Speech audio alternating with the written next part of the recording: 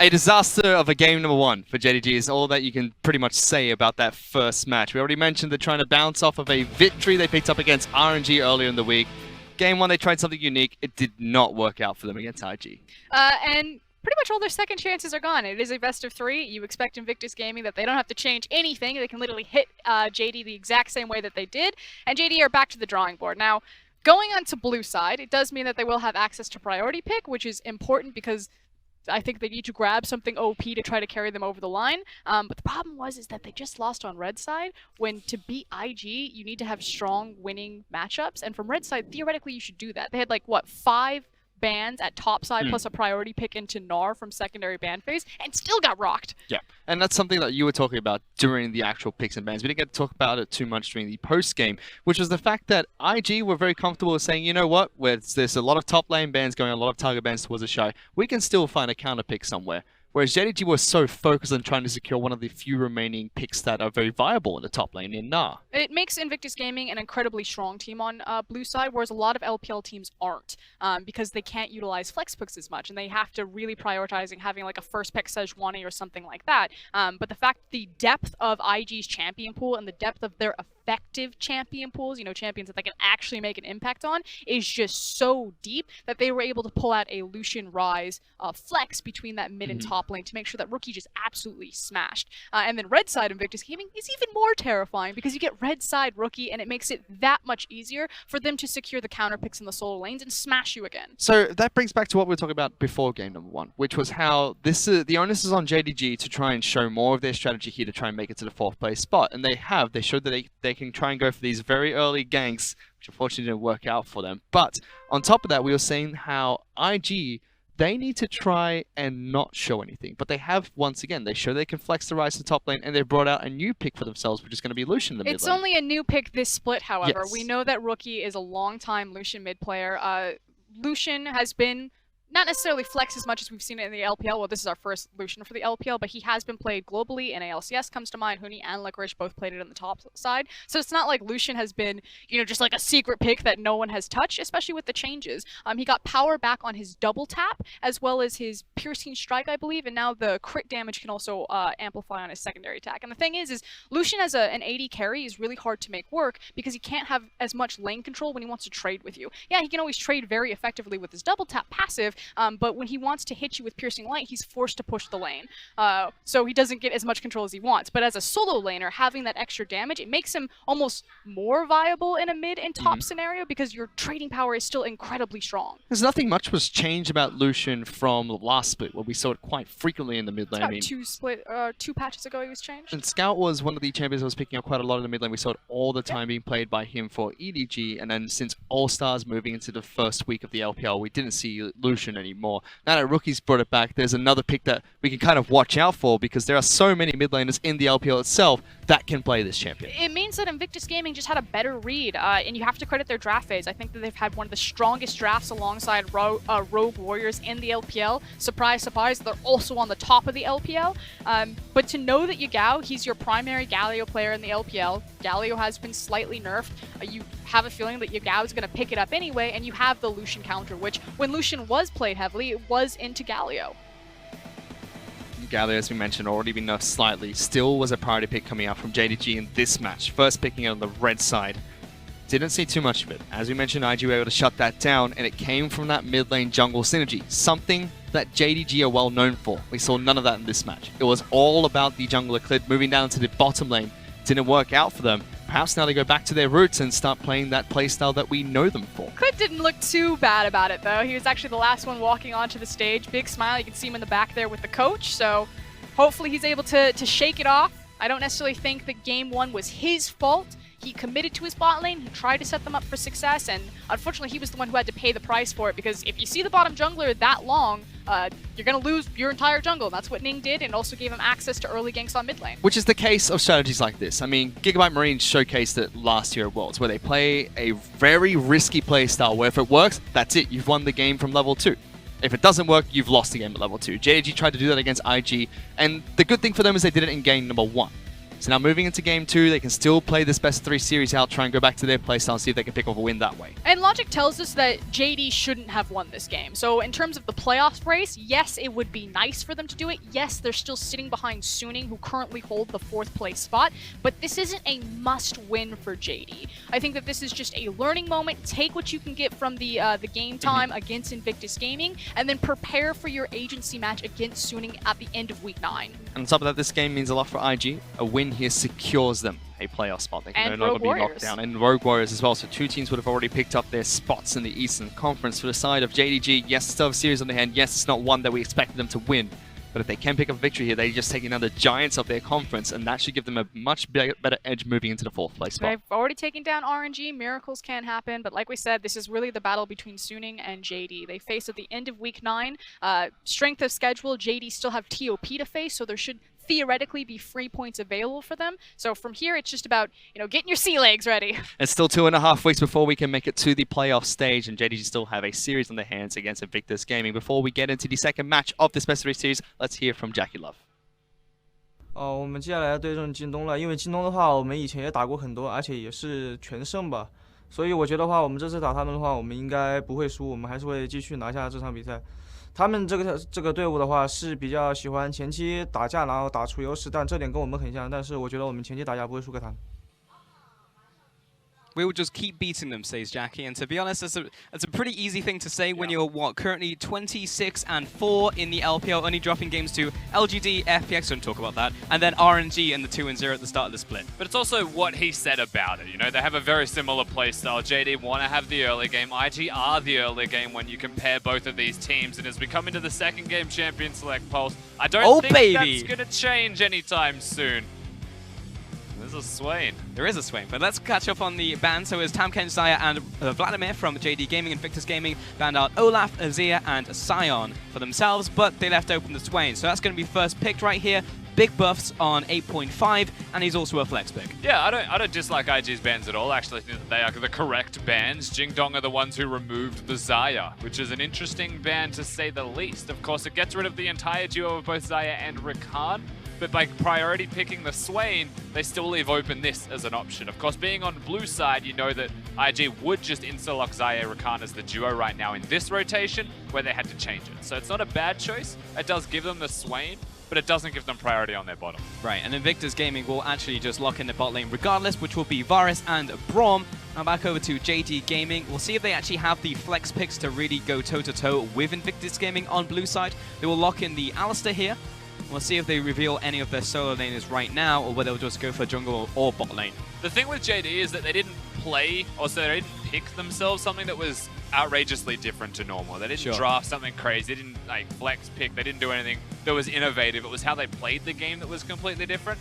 So I wouldn't be surprised if we see the exact same thing from them again, a similar style, we should say that is. And this is a very similar style so far. A jungler that is a tank, a support that is a tank, a top laner that is a hybrid between both and has the ability to engage, complementary of course. And then for your bottom lane, the Varus is already taken, so we may see something that just deals a lot of damage through both mid and through AD. That's all they need. Well, we're beefing up the Freljord in this game as we lock in another Sejuani along with the Braum in there. And Invictus Gaming will also decide to ban the Galio against Yugal. So, Rookie, he's not feeling the Lucian this game, it feels like. And Jingdong go back over to them, see if they decide to target the top lane once again like they did in the first game, or whether they want to start hitting the mid lane pool as well. Or should they say Ocean, because it is Rookie playing, or with the Narban. You could slaughter the mid lane pool from Yugal, however. With the Azir gone, with the Galio gone, you could get rid of something like the Talia if you would like, but of course they even have the first pick being on the red side, so they could fourth pick their mid laner here and take something else away from Yugal. I think that is a very viable place to focus. His third most played champion is Malzahar with 4 picks. Not exactly a champion you see very often right now. That's definitely a champion puddle. What's it going to be? Caitlyn decided to move that down to the bottom lane, a ban against RD. We'll give Varus a better laning phase, but Varus still does fine into Caitlyn. And Camille will be the final ban towards Invictus Gaming, taking that one specifically away from the Shine. Yeah, Varus does fine, but Caitlyn has a lot more wave control, particularly at level 1, and this may be actually bottlenecking RD into something like the Tristana again that he seemed very uncomfortable on to say the But least. he priority picked it in that first game, over Caitlyn and over Varus. Yes, and that's what I didn't like about their draft last game. And the nice thing about it this time is that he doesn't have a choice, so I will like the pick a little bit more. And I don't mind Tristana Alistar as a combo. I think ultimately the problem was the playstyle they had, so that can be innovated. Rise will be the pickup for Rookie in the mid lane, though it could also go to the Shy, depends. And Jingdong Gaming over to them. Remember, Kai'Sa is enabled on 8.5. Now, the buffs and all of that happened on 8.6 and the hotfix have not gone through. So Kai'Sa being locked in here would be interesting, and it will be the Jinx in the end. So still funky, but happy to see the Jinx once more. This will be our 5th game in the LPL. He doesn't want to pick the Kog'Maw.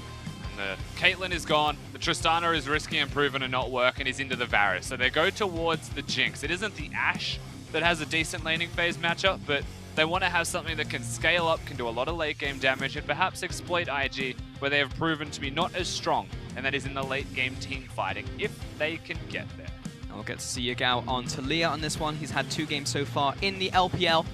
See if he can do this against Rookie in the mid lane, as he has got the Rise and a top lane pick that was left open that we didn't think about, and clearly JD didn't think about, even though they banned it in game 1. Jace. I mean, it's not surprising that the Shy will go towards Jace banned in game 1, right? Lots of focus goes towards specifically the Shy on this pick. He's one of the few players that just seems to, like it so much that he's willing to commit to it no matter what. He's into the Swain, and I have a feeling, I've played this matchup once already. Oh yeah, how'd it go? I was the Swain. I won, but I knew the Jace was bad.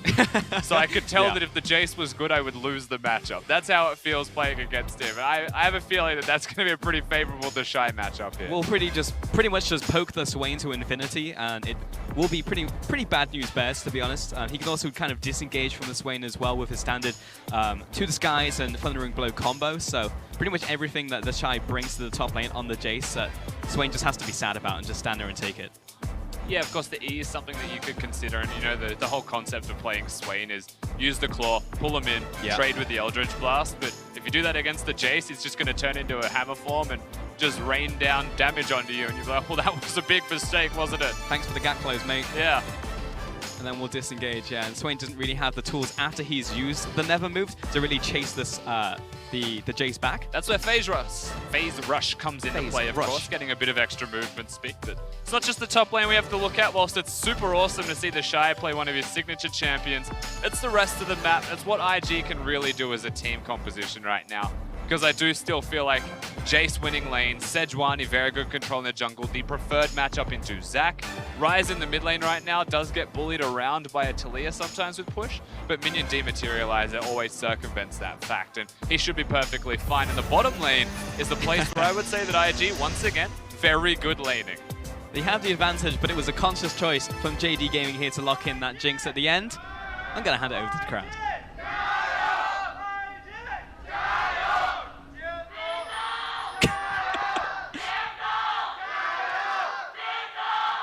Didn't even let the last guy finish. He was already in there. Trying to take his My throne. time to shout.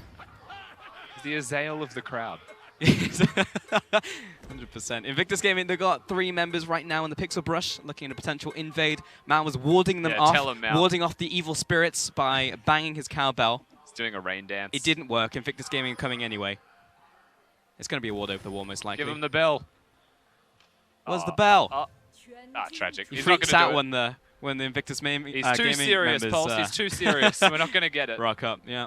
Rest in peace. We get to take a look at the Keystones, though, so it's not going to be Phase Rush out from Zoom. In fact, it will be the Ares, so he's assuming he will be able to get a bunch of damage, or at least abilities, down to the Shy when he's trying to trade as well. I think that it's because he's not confident that he'll get the Phase Rush procs off effectively against the Jace in lane. He actually needs the extra damage to compensate. You know that the Shy will be running area as well. You can see that on the top right of your screen, just under his summoner spells, that he has got it. And he wants to try and at least keep up with the trade that a Jace can put down onto you. So I don't mind that. Of course, it's the corrupting potion as well in this case. Wants to try and survive in that lane, be as efficient as possible. We'll have to see how he continues to play this one out, as it is Resolve in the secondary. We'll go Mana Flow Band and Scorch as well. Makes sense. And a Resolve secondary, bone plating specifically for the trading. If you're into a Jace matchup, you will be getting mad value from that rune. when playing Iron Skin. The things that stop Jace from being as optimal in terms of damage as possible. As we get to see the changes, of course, to Swain on 8.5. A big feature here. One of the reasons that Swain may be just a feel-good champion compared to the clunkiness that he was before is the ultimate change. That it just hits everyone in the circle as well. Chops a lot, but he doesn't have phase rush to keep up with them. Yes. So that may hurt him on the opposite side. W was also expanded to be slightly easier to hit, but it really is about that ultimate, because before you get into a team fight and then you just stick a tank in front of Swain and he's just really, really sad because he hits nobody. He just hits the tank and they take no damage. He's like, well, why did I even stack up my passive? Because I got nothing from it. Of course, this time around, when you look at the whole composition that he's in, a lot of the role of the Swain is just to try and complement with extra damage and stand in front of the Jinx. If someone's running in front of him to get to the Jinx, and that's probably the best case scenario for Zoom in this instance, where it's all about RD, it's all about his laning phase and trying to make sure that he survives the lane, scales up, gets 2 items, and can attempt to team fight. This isn't your traditional Rogue Warriors composition, where they just put everything into shielding and protecting him. It's much more of a RD has to do it on his own. You can take a look at some of the stats as well in the top lane. First in solo kills, it's the Shy. Who else would it be? I believe Xianglin's pretty close. I think he's at 3rd right now. Damage per minute, first, the Shy. 2nd, 3rd in CSD at 15. He's got really good stats, guys. Yes, he does. I think I just saw a stat as well going around on social media of solo kills in the EU LCS, and the #1 in the whole league was 9. Wow. Well, the Shy is, he's got 15. All by himself. Just in the top lane, yeah. Zoom, however, I will say that does have the highest CSD at 15. So he typically does win his laning phases. He has really good mechanics from what we've seen so far in this split. Yeah, Zoom's actually one of the few upstarts that we're starting to see a lot of positive things from. We saw him in the Demacia Cup just prior to the LPL Spring Split starting, and he had an Alawi game that I watched. I was honestly just in awe of how good he was at League of Legends. It's a shame that hasn't consistently translated over to the league so far, but we get glimpses of it, we get moments. Exactly. There's a lot to like about Zoom. He plays Alawi, he plays Yorick. He also just has a lot of potential as a top laner, not just the champions. Clid's gonna find Ning. Get out of my jungle! Or at least get out of this ramp. I don't want to see you here ever again. Much better game from JD so far. This may be a non-22-minute experience. Shy will jump onto Zoom right here. This is how the trading pattern will go. If Zoom uses a combo, then the Shy has to engage, otherwise he just loses health. We'll go in this one for sure. But yeah, to speak about how JD Gaming are doing in the early game, they're actually tracking Invictus Gaming now. Ning isn't just getting to do whatever the heck he wants in the jungle. Yeah, he's not completely unlocked anymore. He's not going to go towards an area where Clid isn't and just get everything for free. But there is a reason we're looking at top lane so much right now, and that is because it's a dangerous place for any Swains to be running around in. The Shy is putting in some serious work, and we said this was going to happen since Champion Select. So that's why we are going to go back to the jungle conversation. And how do they impact the map? Well, if they're fighting each other, the Shy is winning top lane. If the Shy is winning top lane, then IG tend to be winning the game. And that's why playing League of Legends and the LPL for Ning feels so good. Because even if you're just locking down the enemy jungler or just saying hello to them, it means that your lane's most likely just winning because you have some of the strongest talent pound for pound in every single lane. You know, we look at the top lane, we haven't seen much of the bottom lane, but right now Jackie Love has that CS advantage over Jinx right now, as to be expected of the laning phase. But again, Invictus Gaming are a win lane, win game team.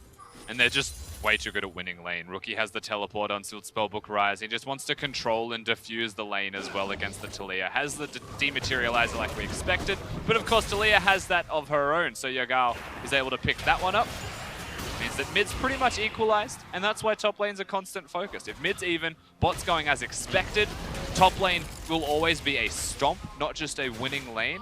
We're starting to see that constantly reflect, and the reason that I would say this is it's traded through health values. It's not something that's just a CS lead, like the Jinx is a deficit, the Varus has a lead. It's that they're actually expending and trading health as a major resource here, which opens up junglers to come to this lane at any moment. It's interesting because you can kind of equate their health bars right now to the amount of pressure they have in lane. And Zoom, he's hit some really crucial never moves in this lane from what I've seen right here to stand at least relatively even with the Shy, but you can just see there's 2 waves advantage to the Shy right now by virtue of just him getting Jace right here. Could have spent a solid 40 seconds in top lane, by the way, waiting for the Shy to step forwards. He really wants to make this work, but he's not sure how the Shy is going to play it out. Yeah. That Gate Shock Blast was intentionally taken by Zoom as well, with the full intent of trying to get Clid in. He doesn't have the E yet. There he does. There's the follow. Panzoom will activate the Demonic Ascension right here. Nice little sling by Khalid. Trying to get in range. Oh, he's just at the very edge. Activate it. There we go. It feels so much better. A lot of time expended to get that, but it is successful, and that's what matters in the end. So JD, they'll get themselves the first blood. Ning, I think he's just looking to stop some recalls. He may be able to pick off a cheeky kill. Oh, he's interrupted both of them. Oh, Rookie but as well, Rookie's on never his way. mind. He can turn this into a 2 versus 2. Ning now forces the flashes out, but the Rune Prison's down. Good block from Klid, but the last auto attack will finish him off out from Rookie. And Klid also falls. Yagao comes into the top lane. 1 versus 2. He's trying to defend the blobs with his life. I'm not sure if he's going to be able to do it. No, he actually just turned into a bouncing post for the Essence Flux. And Yagao, now he'll just also die for that one. The Spell Flux, rather. 3 kills to Invictus Gaming. First game it was bot side. Second game it's top side. And Yagao had no reason to come up to top lane, continue the rest of that trade and find something because Zach was already gone. Swain was already dead. JD just bite off way too much. And they shouldn't have committed to the remnants of this fight. Rookie's here so soon. Look at mid lane. Look how far away Talia is. That's how long it's going to take him to get here. So Ning's in, hits the stun. Rookie follows up with the flash. And from this point, Klid, yes, it's a good block, but Zoom was going to die no matter what. So he just takes an extra Q for his troubles. And Yagao actually just becomes a conduit at the end of this as well. Very easy to get the bounces off, and he's going to take a free full combo whilst they're trying to kill the Zac. He should have been evacuated. 10 seconds. He shouldn't have came up to top lane, pushed mid lane, get some damage onto the outer turret mid. It was not going to be able to contribute. There was also some very key miscalls in the fight that you could visibly see because the Zac decided to turn around once Talia said, I'm here, we can fight. So it takes another like 2 seconds of damage before Talia arrives. So again, it is worth breaking down these micro moments between these two teams because this could be the crack that opens up and snowballs the game now for Invictus Gaming, much like game 1. That's basically just the way it works with Invictus Gaming. You give them a small amount of a lead, you give one lane control, and suddenly that can just bleed over to everywhere. We've seen Rookie hard carry by himself. We've seen Jacula, we've seen the Shy do the exact same thing. That's what makes this team so scary. And coming into the second game, it just seems like Invictus Gaming maybe even have more of an advantage at 9 minutes into the game. Advantage in mid lane, over 20, around 20 CS right there. Top lane's 2 waves advantage. As the Shy is kind of being chased down by Swain right here. Had the advantage of those minions. And the bottom lane, that's where the big disparity is. 30 CS over to Jacula is pretty gigantic. We have to mention it started off well for JD. They're going to go again. Klid wants to have a crack, but he's not going to find it. Jacula. And Klid had nothing really to punch, so he couldn't stretching strike Jacula back towards him. Meanwhile, on the top lane, the Shy goes for the initiate. He knows he has a jungler coming up right here, but the Shy's taking a lot of damage. He needs to be careful of the Demonic Ascension. Yeah, the Shy's getting very close to kill range from Zoom here. He has the activation on the ultimate available right now, but he's not going to be able to commit again. Jace too nimble, too mobile, and just too fast. Overall is Ning diving mid. Perfect ultimate, and the CC combo out from Rookie is beautiful. Gets flicked back in, but Ning, he's still good to go. A desperate attempt, honestly, from Yagao to try and get a trade kill at all. But he had no cleanse, he had no flash, and we all know why he didn't have any of those summoner spells, and that's because he tried to contribute to the top lane. So Ning, this is why he's a smart jungler. It's a good trade for Zoom right here, and disengages from the Shy trying to re-engage. So the Zoom has a small opportunity here unless the Shy goes back to base, which is most likely what he's going to do now. Only has the Bilge Water Cutlass. There's a bit of life still, but not enough to stay in lane. There is a genuine kill threat if he ever commits himself to being in that top lane. And Klid is recalling from base. He's been missing for a significant amount of time. They'll show their due respects, of course, for the jungler of JD, who has been ganking and playing a little bit better this time around. Unfortunately, we're just starting to see how good IG really are and why they are contenders to go to MSI and the best team in our league right now. They can find amazing leads from smaller things, even if they don't start it, even if it's reactive. I mean, hey, we were talking about Invictus Gaming coming into this bit saying this is Invictus Gaming's era. Like, finally Jacula's come of age. Finally, this is the time when Invictus Gaming are complete in a way. And Invictus Gaming at the start, well, they instantly lost to RNG. So we were like, was all the hype for nothing? And then they proceeded to win every single series back-to-back from then on. By the way, we all came out and said on our tier list that they would be the best team in the league. Last time we did that, it didn't work out like we'd planned. So there's some severe Moncats going on in the team, but Rookie, he's still chasing down onto Yagao, misses the final overload. Meanwhile, in the jungle, Klid is being caught out. brings out the Let's Bounce, but in the middle lane once more, Rookie will engage underneath the tower and find the kill onto Yagao. The Emax Rookie does so much work. They're still going and looking towards bottom lane. This would have to be a dive though. Now the Unbreakable will knock up onto Jackulov, but there are 2 more members of Invictus Gaming that they did not bank on. Jackulov canning away, the flash forward from RD, is it good enough? The stun from Baolan saves the AD carry. Sejuani finds the kill on the backside, and Jackulov disengages. That was disgusting. There is nothing that JD could do. Flashes over the wall, aggressive plays, counter plays. IG have it all accounted for, and they're able to win the trades. It's 1-8 now, and pressure onto the bottom lane outer turret. This is just clean as a whistle.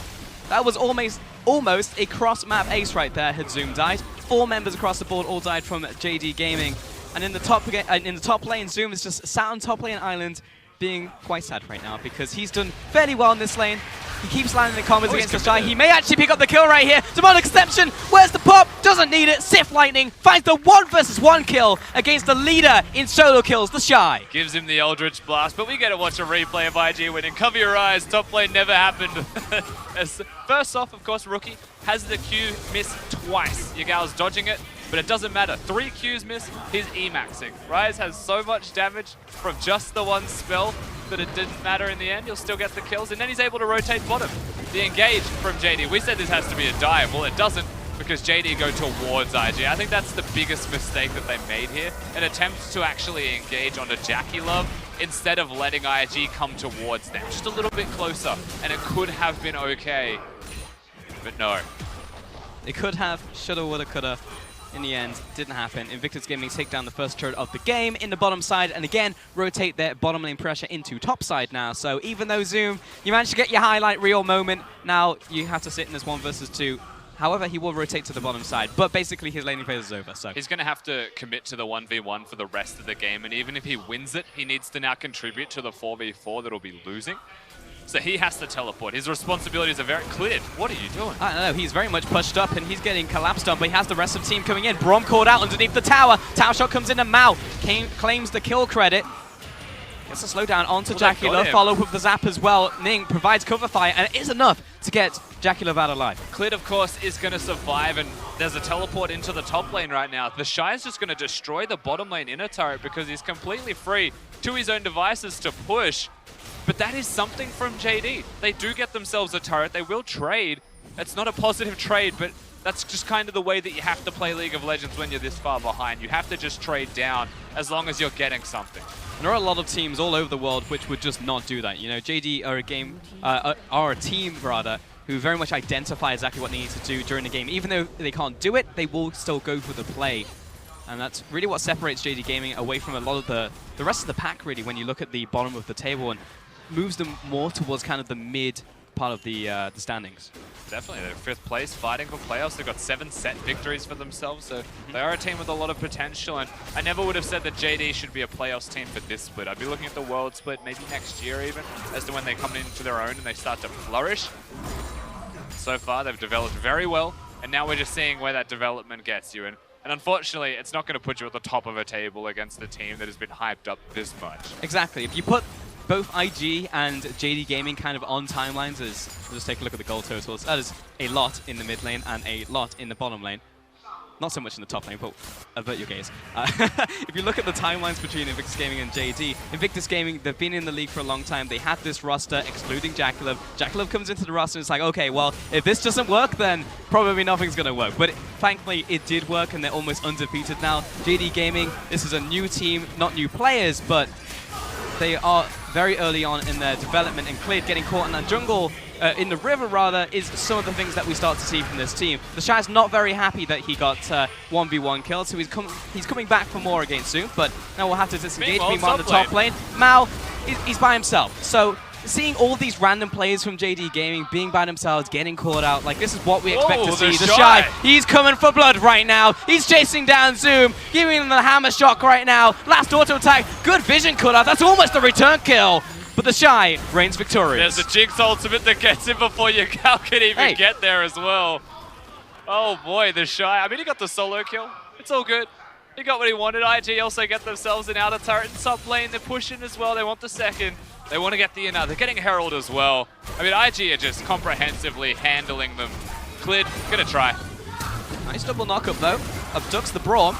Battleline is pretty tanky, but has to force the flash, comes in with the fissure, and Mao's also following through. RD with the last missile will find the kill. Now he gets the get excited. He's moving on to Jakilov. Not a knockup from Clear. Jakilov is dead to right. RD finds a second. And it's at this point you will notice that Ning just recalled with the Rift Herald buff on a ward. So I would say that IG have just made a giant mistake, and I feel like that's a little bit of cockiness from them, trying to push more than they should be able to do. We'll get to watch the fight in the bottom lane as well. Zoom with no ultimate, a Swain with no ultimate is a Swain with a lot less damage. The Shy is able to play this one out nicely. Of course, he's just too sticky. Not much you can, and it was close. If the Q was able to, actually he got the Q off there. I think the difference was a shield. The reindeer smacks him right in the noggin. Yeah, exploded into a cloud presence. But just breaking down the mechanics some more, like instant ward comes down as soon as the auto attack is cancelled out from the Shy. Like, it's small things like that that just separate the Shy from so many other top lanes just in terms of mechanics. Having a ward at all. Yeah, having the ward in the first place to use. Isn't that right? Top lane pulse. Huh? What's that? What? Ning's going to be clearing out the control wards right here in the jungle, just trying to push this one in, but probably wants to be with the rest of his team. We're starting to see Invictus Gaming, as even you said, Rusty, starting to make some of these cocky moves. We saw it in the top lane, kind of saw it in the bot lane, it worked out in the bottom lane, but in the top lane, members are moving by themselves, pushing up too far, and JD, don't forget, this is a team that will punish you. Oh, they'll get you. This is... Yeah, I do think cocky is the way to describe it right now. It's not arrogant. They're just pushing their luck. They're testing their limits, and they're getting a little bit overexcited with the plays that they can make. So you are waiting for that moment where IG say, okay, everyone, group up as 5, count in, do a major objective. Being only 18 minutes and 35 seconds into the game does still give them a 1 minute 30-second window to try and that was a magic trick. Play with their food. That was. Even we got bamboozled. Rookie was there, and next minute he wasn't. He was walking away. Spectator confused all of us. Invictus Gaming will go towards the Dragon, however, it will be an Ocean this time around. And just continue to accrue advantages. I mean, that being said, Invictus Gaming is still very far ahead. They have a 6,000 gold advantage. But JD, there's a Jinx who has 3 kills, is starting to build up. You know, there's ways for JD to come back into this game. Well, we said we wanted a 2-item Jinx. It may well be 3, given how strong the rest of them are. But the Herald can get summoned. And with this Herald, they can threaten another structure. Rise also the first to rotate by having the ultimate there. Also close to his summoners. Now, it doesn't mean that top laners will be here immediately. I don't know if they'll overcommit themselves to this, honestly.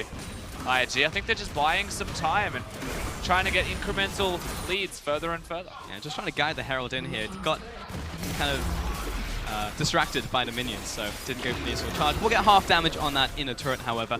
Invictus Gaming are now moving into the jungle, again taking away all the wards in the bottom jungle this time, as well as the fact that Rookie picked up that tower, Rusty. I like this. It's weird because they're not doing it near the Baron that's about to spawn in 8 seconds, but they're doing it the red buff. They're trying to pick an objective that JD may even commit themselves towards, even if it's just a small commitment. We're at the point in the game where 1 kill is actually the major objective, and so they are looking for that single pick. They're trying to play the game slowly and use the vision to actually slow that game down. It doesn't net themselves a kill, but it'll get the red buff, and now it lets them recall for free as well, get extra wards, and start to reassess and replace those, presumably around the Baron. He's going to move to the top side right here, still has his teleport, however, so Yagao actually doesn't have his teleport. So if there's a play around Baron right now for Invictus Gaming, Yagao will not be able to get there in the jiffy. It will be Zoom who's going to be first to the punch. They have vision on when Yagao is as well right now on the Talia. He's just walked past a control ward, didn't bother clearing it, just pinged that there is vision there. Because if he spent time to clear that, that could be bad. Gonna get the double abduction right there onto 2 members of IG. Jakilov backing away. Baolan jumps towards him, but he's already dead. The Shy comes in for the flank and looks for the turnaround right now. Rookie deciding to go in on this one. The Ning still has his ultimate. Mao with a nice knockback, and Clint is still backing away with his team, but they are so slow. And Invictus Gaming, they want blood. They want retribution for the kill you got on Baolan right now. Rise, he comes in. He delivers Sejuani to her doom, but managed to pick up 1, 2, looking for the 3rd. Yagao's down, and RD, can he find it? Get excited. Last auto attack from the tower, not enough. And 1 versus 2 under the tower. It won't happen. RD, hero defense, but a 1, make that a 2 for 5 trade for IG. Yeah, you can take down 1 member of IG, but it's never going to result in you winning the team fight. Not when they're this far ahead, and not when Rookie playing Rise is now 7-0. He was so fed before that fight even started. Now they teleport in. They go straight onto the Baron buff as well. And that was still a hard-earned victory from IG, but it just shows you how good the individual members of this team are to allow them to still win that fight and make it look so commanding by the results. It's just also, when you watch the fight, it's the instant turnaround from IG. The call was made and everyone commits. Like, this is good. There's no Jace, there's no Rookie at the very start. Unfortunately, Yagao didn't cut the ball off. He may have been able to play that one a little bit better with the ultimate positioning. From this point, Rookie, the Shy, that is going forwards. Ning nails the target. Jacula free hitting as well. It's an individual show. There's no real cohesion or communication needed. Just individually step up and body everybody. And from this point, Rookie's flash. Note this one. Out of the pulverize, gets himself the kill. Very nice follow-up. Really good stuff from IG. They even teleport 2 members. They're thinking about sending the Shy along as well, but making sure that JD couldn't move in a different direction, maybe get away from IG. They were coming with the old sandwich tactic. Now, with Baron in hand, push down the middle lane inner. Bot lane's already dead. Moving towards the top lane now, being set up by Rookie. It all just fits together from IG. That was one crit, however, away from Artie getting excited, killing Jackulov, and then preventing the Baron, perhaps. So again, when you talk about what IG are doing in this game, they are still testing their limits. They are still making this difficult for themselves. And this isn't the quintessential, you're watching IG at their best type of game, but you are watching IG play very good League of Legends, even considering that. The jumps in, Rise ultimate doesn't happen, just sending some minions to mid lane to speed this push up for Jackulov, Ning, and Bao Lan. It's already down to half. Can JD actually push them off because Ning just bought time, locking Mao in Ice Prison. Clid comes in for the engage. He wants to grab someone back to his team, but he dies in midair. Mao running away on 2 legs. I don't know how Cal's doing that, but he's still down. Ning flash forwards. He's locked onto Yagao. Where's the team though? Because they've been locked away with the Talia wall. Follow through with the ultimate. Balan gets a present, but the rest of the team is alive. Yagao throwing pebbles across, and the Shy, while all that was happening, was taking bot lane tower. Yeah, remember that wasn't everyone from IG, and now the Shy shows up to the party. Just flashes forwards to be aggressive, push him away perhaps from the inhib. Well, steady on there, Rookie. Ning for another engage. Arctic Assault comes out, but look at Jinx. Oh, Jinx this is some it. resets ready to happen if he steps up. Yes, the Swain's dead, but I'm looking at RD. Can he make it happen? Please, give me a crit. I just want one. He's praying to the Lord. Give him the penta. Anybody, give him the there's one crit. There's the get excited. Can he chase them down? He has an extra movement speed. There's the second. Clid steals it, but RD, he's still excited. He's still running. Not going to get it. They're going to have to back away this time, JD, then defend their base. The inhibs are down. IG was, they were playing with it. They were making that real hard for him to get the Pensa, but you could see it. He could see it. It was montages in his eyes. Yep. That was going on YouTube immediately.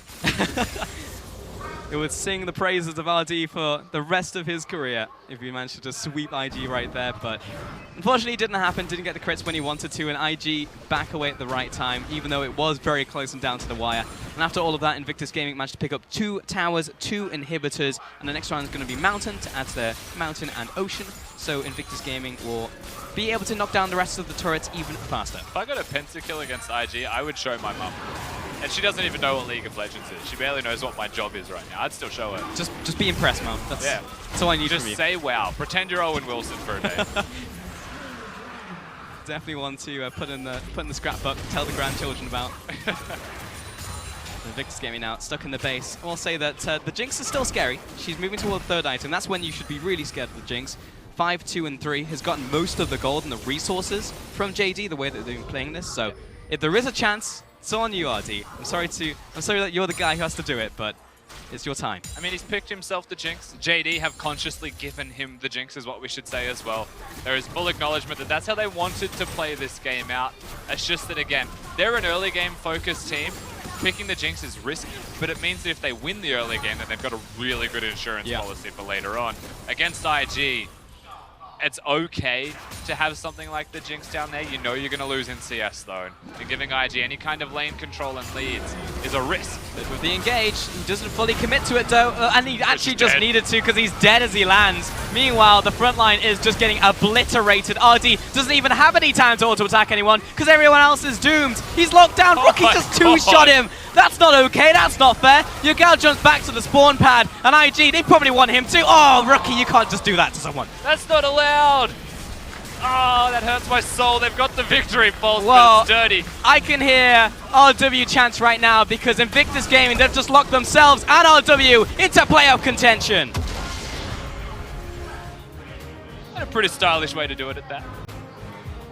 A nice little 2-0 victory over Jingdong, who I will say went down fighting, acknowledged how the game was meant to be played out. They wanted to have early game. They didn't get it the first game. They got slaughtered in the early game. They came into the second. Said, all right, let's find a happy balance. Let's find a medium where we can still have early game presence, but we want to scale and be somewhere else where we can try and at least keep up with them, give it to them. They picked the Swain. That's their early lane control. If Zac goes up there, otherwise it's a bit of a mess, but Jace was counter-picked into it. Bottom lane was winning. IG just, their champion pool depth is unparalleled in our league almost. And then their execution on those champions as well, their ability to play together is also just as strong. Invictus Gaming moved to 27-4 in total games played this split, and have only dropped games against 3 teams. Invictus Gaming are by far the most dominant team in the LPL currently in the spring split of 2018. No one can take that away from them. Every single lane is strong, Ning facilitates well. The only thing that they have against them is maybe their avarice against some of the weaker teams. They decide to go for a little bit more, but that's really the smallest of nitpicks for Invictus Gaming. I think for me, looking at the other side of the coin here as well, this was a battle of first versus fifth as well in their conference, but at the same time, it was going to be a surging JD if they're able to get a victory here. They just went off the back of a 2-0 win against RNG, and you had very high hopes for them coming into this set, perhaps higher than we should have, but at the same time, you get RNG, you beat RNG, you have that momentum, and then you just get demolished by IG. Well, that's a momentum halter, if ever I have seen it.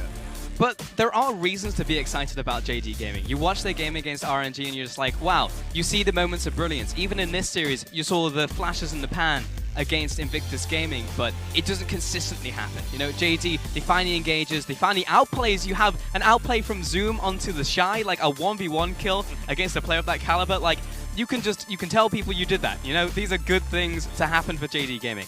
You want to talk about the and then it's mid lane fight. On the other side there, Pulse. Hey, hello? I can't tell if you're Frostkir and Rusty right now. I don't know what's going on. I'm Fish, maybe. What was I saying? Oh, I'm gone. I'm back. The voices in my head. Okay.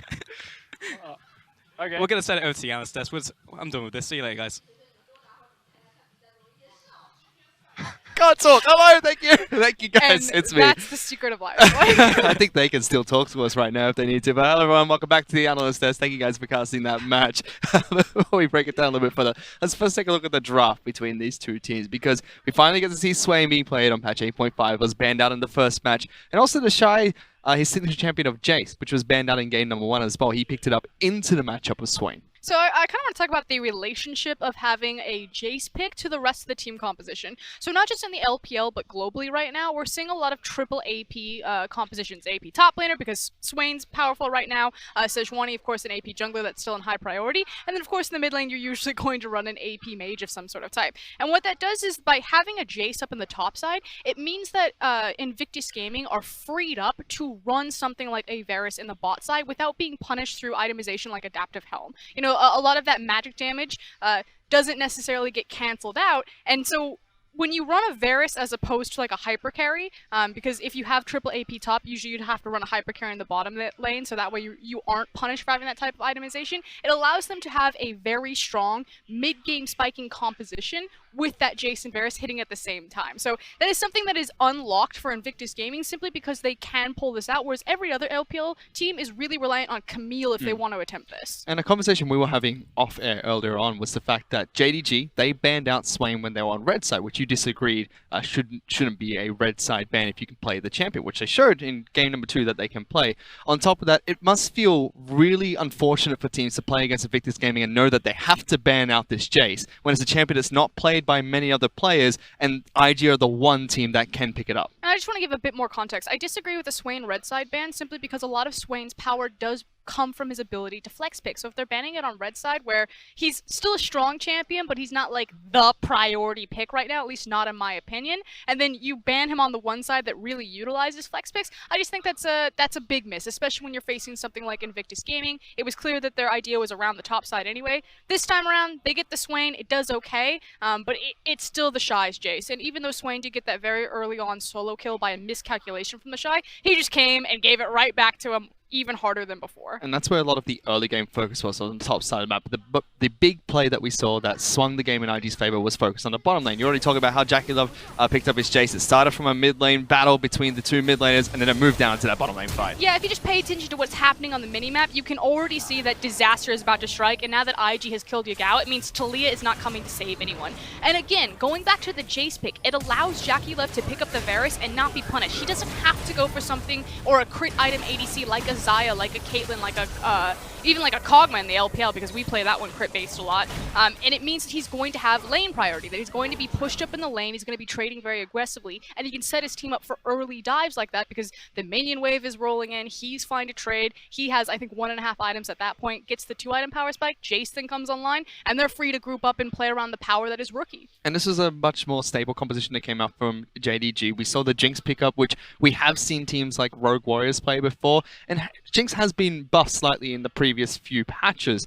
Is this a sign that we're going to start to see her being played more of as hyper carry? Because there are a lot of hyper carries in the current meta. What's interesting is kind of the relationship that the LPL has with different ADCs. So if you look globally, like let's take Korea, they're the closest ones to us. A lot more of their priority was on Caitlyn. Caitlyn was for a while there like priority pick from blue side, whereas the LPL really hasn't touched Caitlyn. Now if Caitlyn swings back into the meta, then you start to see more of the Ashe, the Jinx, because these are champions that can actually deal with Caitlyn in the lane phase.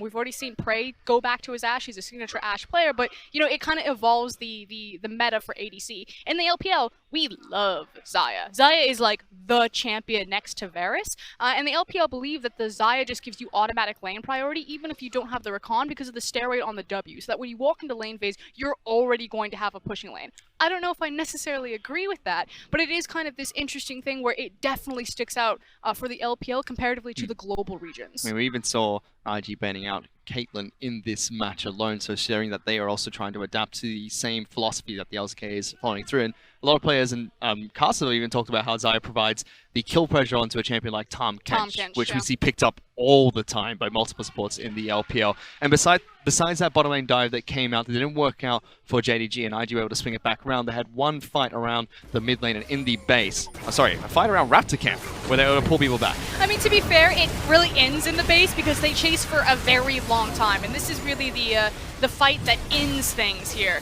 Now, JD, they do the best they can. They try to get the engagement, but Invictus Gaming at this point, they're way too far ahead. I believe Rookie is something like 5-0. He has just been all over the board. He is completely stacked up. JackeyLove got a free lane, and this is just the gold leads speaking for themselves, even next to some of the flashy plays that IG are individually making. Yeah.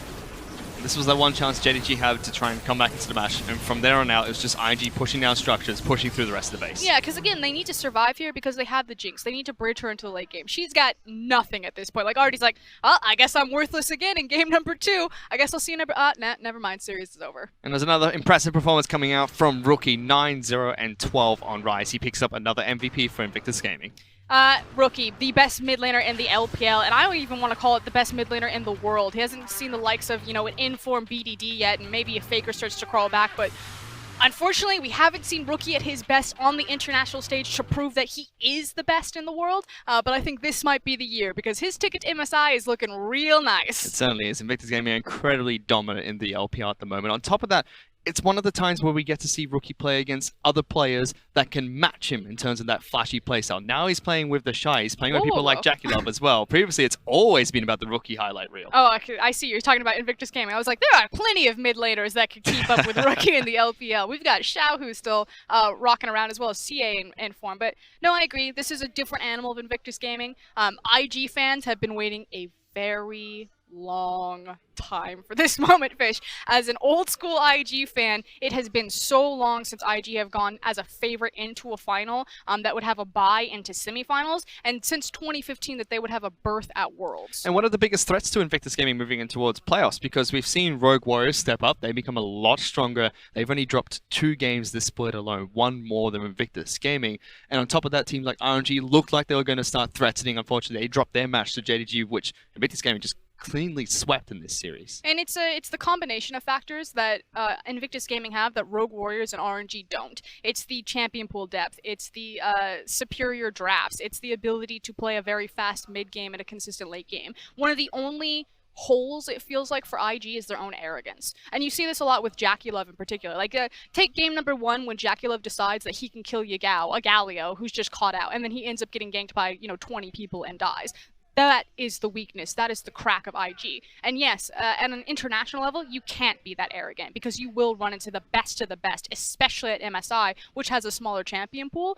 But if you don't punish that, there's not a lot of areas that IG are actually weak in. Yeah, IG are being really dominant, still showing that they can diversify their playstyle. We already saw, like you said, the Lucian mid being picked up today, still moving towards that mid lane jungle synergy. Is this something that we're starting to see more internationally, or is this really an LPL-focused playstyle? Because not only are they focusing around their mid lane and jungler, but they're very aggressive in winning lanes as early as they can. I mean, it's different in the nature of the relationship. I think Kakao said it best in his AMA. He talks about how the Korean style of jungling just doesn't work in the LPL, and the idea is that if you watch the LCK, they will move with their junglers. Like, take Longzhu, for example. When Peanut is making these aggressive plays and these invades, it's his laners who are collapsing and moving with him, and it is Peanut that is really setting a lot of tempo in a lot of their games. And with Olaf being so strong, it makes sense that it's very much about the jungler. Our junglers, it's not the laners blitzing in after them and following them. It's them constantly ganking the lanes because they say this lane matchup has won. I'm just going to gank it over and over and break it. And so that's how it's different. And although historically it has not worked out for a lot of the Korean junglers that have moved to the LPL and playing around them has not worked out for LPL teams. Bengi, Dandy, Spirit. But we still have one team that does play in a similar style, which is going to be Snake. They play around SOFM the similar way you'd play around an LCK jungler. And at the moment, they are the top of their conference. Could this be the threat to Invictus Gaming at the moment? I mean, the last time we saw Snake versus IG, that was a hard no. But yeah, Snake are probably the one team that do have a close... it's a really soft Korean style because they are very jungle focused and playing towards their jungler instead of their jungler towards them. But frankly, I don't think anything stops IG unless you have the star power to stand up to them in lane phase. That's the thing. If Invictus Gaming ran into a team like Longzhu, who have a lot of star power themselves and really know their responsibility, and then fit together as an incredible 5v5, I don't know if IG can beat that because we haven't seen IG tested in that way. If they run into people and they don't roll them over in lane phase, do IG still have the macro depth to keep up with the elite teams in the world? Because they haven't been tested domestically. Well, we'll have to find out through the rest of the domestic competition because there's still 2.5 weeks left of the LPL. But congratulations to Invictus Gaming as well as Rogue Warriors because that win over JDG has secured those two teams the first two spots into playoffs. Not their seeds, though. Just locked them into the playoffs. Just locked in, so they guarantee a fight to try and make it to MSI for the LPL. But that's just the first match that we have today. We still have another match later on tonight. It's going to be EDG taking on OMG. That match will be played from Chengdu, I believe, where OMG's arena... sorry, it's going to be Vici Gaming against... It's Vici versus... No, you're confused because it's in Chongqing. So usually when we go to Chongqing, it's Snake that's playing because it's their arena, but it's EDG versus Vici Gaming. Yeah, EDG will be taking on Vici Gaming. That starts at 7 o'clock Shanghai time. So we're going to have a little bit of an extended break. We'll be back with that match in just a bit.